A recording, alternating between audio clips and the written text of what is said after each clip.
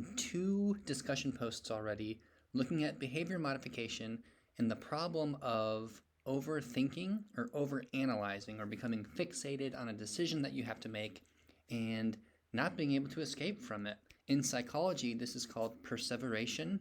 It's the inability to get beyond whatever the behavior is that they're repeating or the thought that they're sort of stuck looking at. Perseveration is common in people with autism, and so this is the inability to look at any other possible explanations and like becoming singularly fixated on a problem. But what I hear you all describing with overanalyzing and overthinking is a problem of cognitive fixation that's linked to probably anxiety. And so what happens, just from the short little descriptions that you've shared, it sounds like you face a problem, like a decision that you have to make, or maybe it's a conversation that you're worried about what to say. Someone mentioned, Anna actually shared that I could comment specifically on the problem that she posted.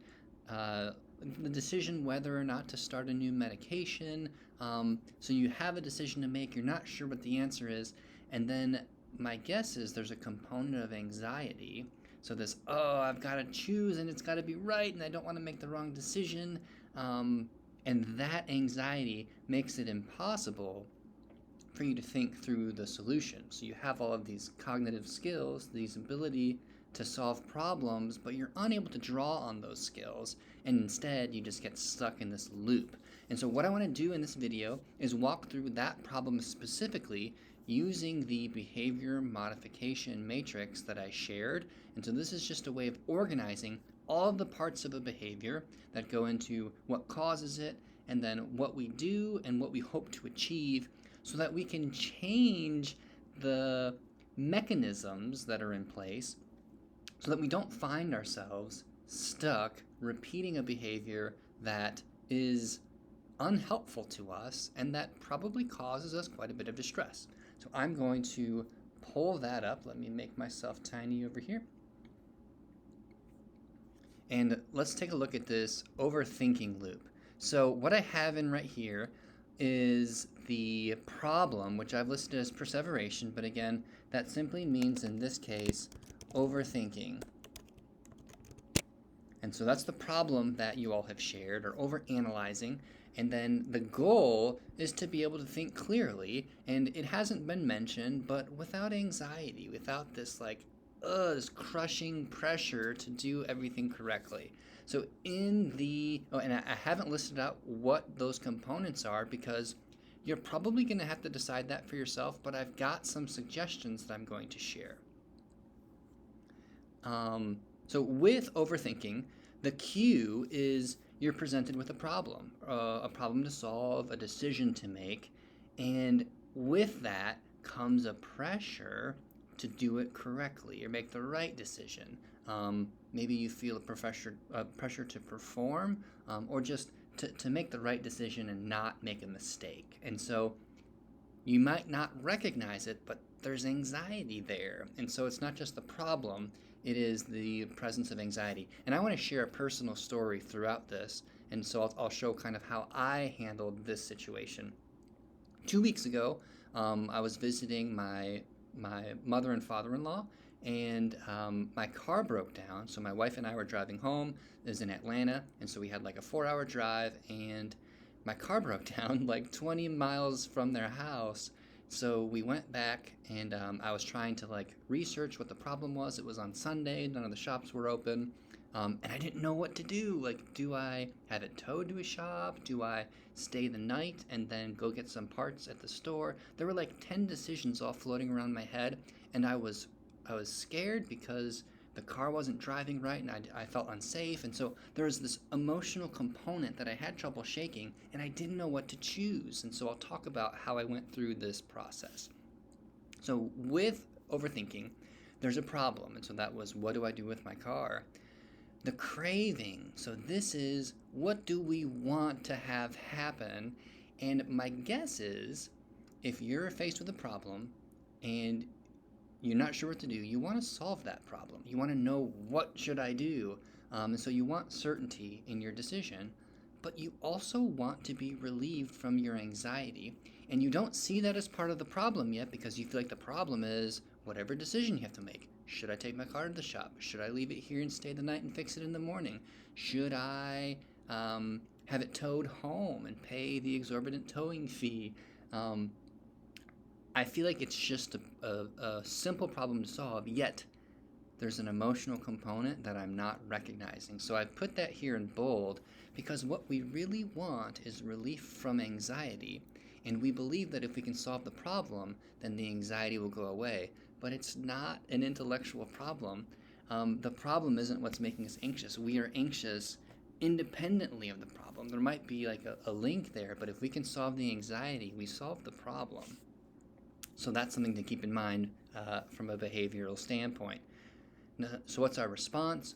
Well, we think through all of the possible options. I could do this. Oh yeah, but yeah, if I do that, then I'm paying extra money. Or we think through all of the possible consequences, and then we just get stuck in a loop. And no matter what we think, we can come up with a criticism of that thought. And so the loop just goes over and over and over again because it's not an intellectual problem. It doesn't exist only on paper or in our mind. It exists in our bodies. So our heart is racing, our blood pressure is up, we're having trouble focusing because we're anxious, and so our anxiety persists. What is the reward? Well, we never experience the reward when we're overthinking because we're kind of trapped in this cognitive loop, rehearsing possible solutions but never really practicing them because we can't choose one. But we believe that once we find the solution, everything will be better. Does that sound familiar? If so, then let's look at strategies to avoid doing this. So again, in the clear thinking scenario, this is what we want. This same cue occurs because the cue is what leads us, what triggers us into this overthinking process.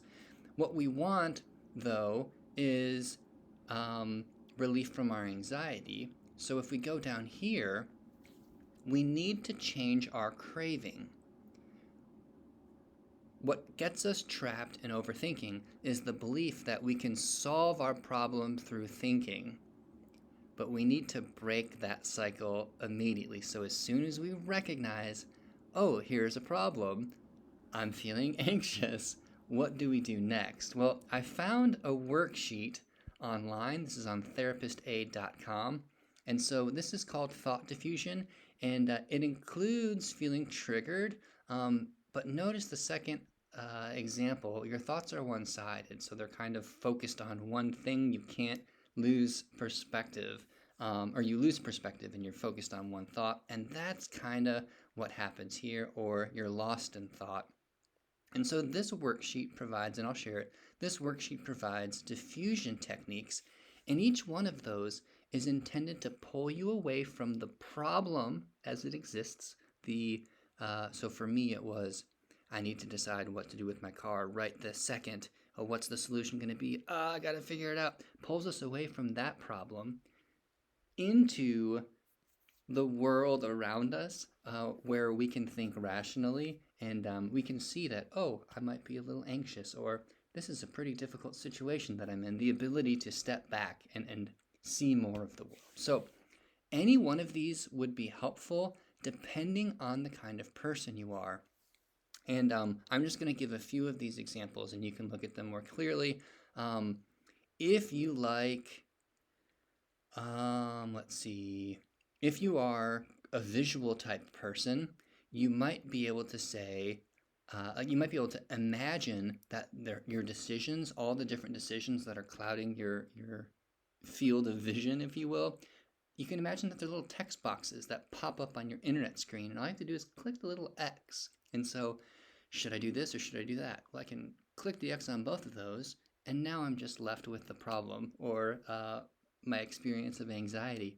Oh, I can solve it by picking the right answer. Nope, I'm going to click the X on that. And so what you're doing is a visualization process. You're not focused on the problem. Now you're practicing a visualization technique, and you've just removed yourself from the problem so that you can start to be playful with it. And you've recovered your own problem-solving abilities. Up here, there's use a silly voice. So again, this is just a strategy to pull you away from the fixation. So it's like, do I take my car to the shop, or do I leave it here and stay the night? Um, do I take it to the shop? Or stay overnight? And when I do that, I feel so dumb, so silly, that I think, yeah, it's just a decision. It's not the end of the world. What if I make the wrong decision? Oh, then I'm out an extra maybe $500 in my case, or maybe the mechanic's gonna laugh at me and call me stupid. Like, that's it. And I can go on. I don't need to be agonizing over this problem. Um,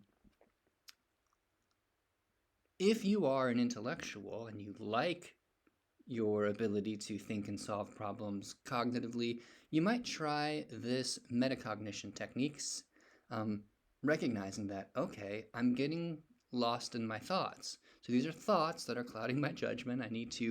What you're doing is naming the process that's happening. This is a mindfulness technique. And that can help draw you away from the cycle, the getting stuck repeating the same thing over and over again.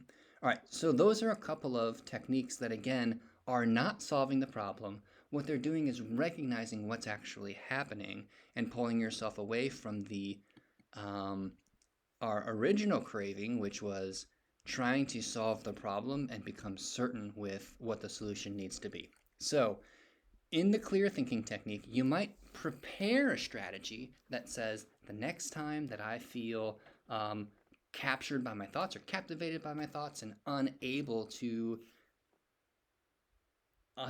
move forward, sort of stuck in some way of thinking, you might say, I'm going to imagine that, or I'm going to repeat these thoughts in a really high-pitched, squeaky voice. And so what you're doing is pulling yourself away from what your habit is and moving towards something that is going to break you from the cycle. So I personally like the naming thoughts. Oh, I am agonizing over a decision again. So this is me agonizing. So you might say the new clear thinking strategy is, the focus there is pulling myself out of overthinking. So I'm going to focus on my anxiety.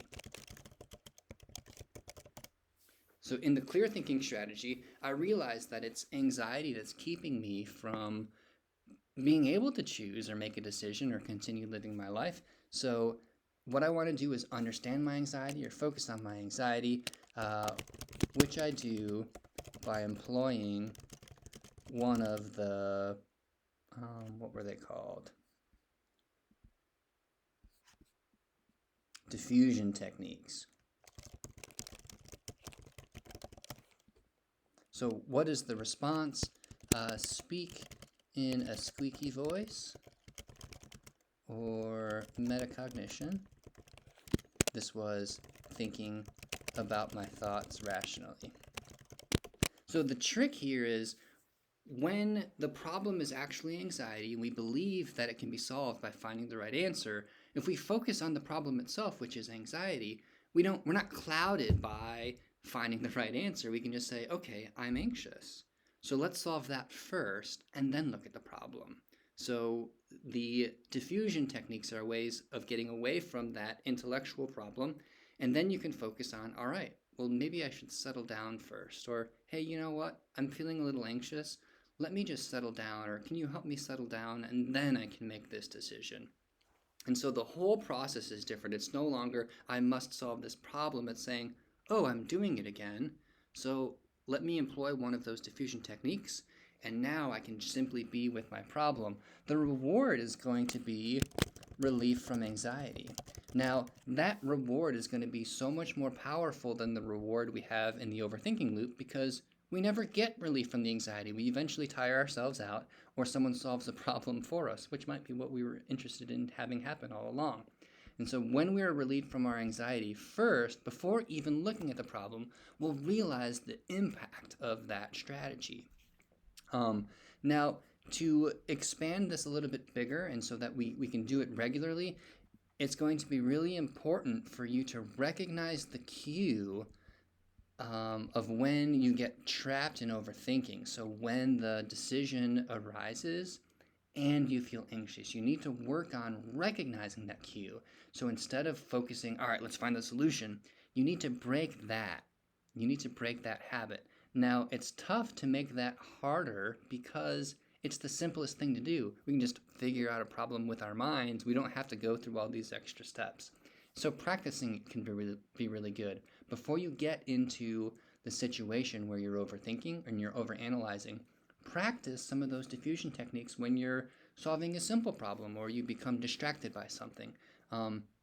Maybe there's a song in your head and you can't get your song out of your head. You're not anxious about it. You just want the song out of your head. Well, practice one of those diffusion techniques. Imagine that it's a song that popped up while you were looking at another web page, and so just click the little X and have it disappear and then go about your business. If you practice doing it in kind of mundane, routine tasks, it'll make it a lot easier for you to solve those problems when the heat is on and you're feeling anxious.